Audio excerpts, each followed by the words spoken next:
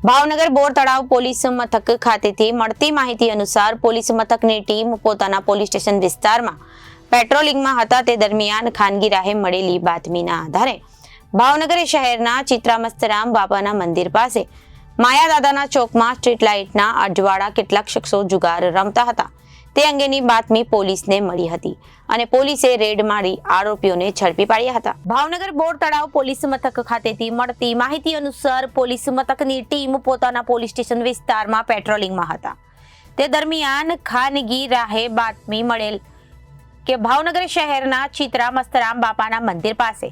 માયાદાદાની ચોકમાં સ્ટ્રીટ લાઇટના અજવાળા કેટલાક શખ્સો જુગાર રમતા હોય તે અંગેની બાતમી મળી હતી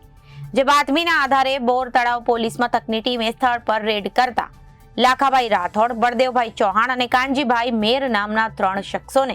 જાહેરમાં જુગાર રમતા ઝડપી લીધા હતા જ્યારે દીપક ઉર્ફે દાઉદ બારૈયા નાસી છૂટવામાં સફળ થયો હતો। આ તમામ ઈસમો પાસેથી બોર તળાવ પોલીસે રોકડ રકમ રૂપિયા 11,300 નો મુદ્દામાલ કબજે કરી તમામ વિરુદ્ધ જુગાર ધારાની કલમ હેઠળ ગુનો દાખલ કરી કાયદેસરની કાર્યવાહી હાથ ધરી છે। Bureau report Janadesh news Bhavnagar.